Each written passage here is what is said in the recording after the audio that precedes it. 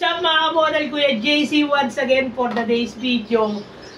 Ngayon ang sasabihin ko lang po sa inyo ngayon na opinion ko lang po to na tong darating na May 12 magkakaroon po kasi tayo ng botohan, di ba? Ngayon ang napili ko lang po talaga si Yorme. Pero hindi po ako nakikisausaw, hindi ako kumukuha ng dispatcha sa kung sino yung gusto natin iboto. Kasi itong tao na to, nasubukan na namin to. Madaling lapitan, nandyan lang. Natutuwa ako at nagbabalik ulit siya sa Maynila. Lilinis ulit yung Maynila. Kung ano man meron siya. At ito yung choice ko eh.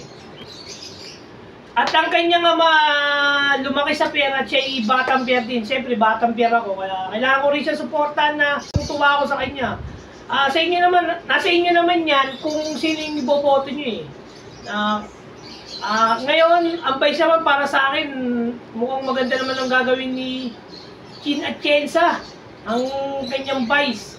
Tingin ko maganda nang gagawin niya. Ngayon sa konsyal, bahala na kayo sa 3rd district nasa inyo kung ano yung nasa puso nyo. Ngayon, dahil sa 2nd district naman, katulad ng napakabait na konsyal sa 2nd district, si Awi Sia.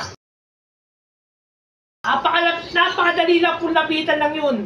Isang kanto lang yung bahay nun. Umapit lang kayo doon, napakadaling lapitan at napakadaling kausap. Napakagalang pa.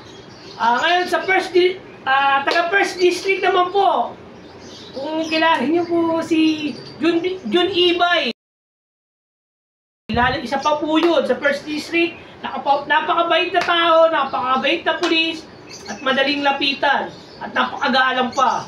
Lahat ng hihinayin nyo at kaya niyang ibigay, tingin ko bibigay niya naman yan, basta kaya niya. Kaya syempre, katulad na sa damit ko, Yorme's choice. Wala na kayong dapat piliin, di ba mga kamodel? Basta maraming salamat po sa inyo. Suportahan pa rin natin kung sino nakakatulong sa atin, at alam natin mabait na tao at siyan totoo. God first!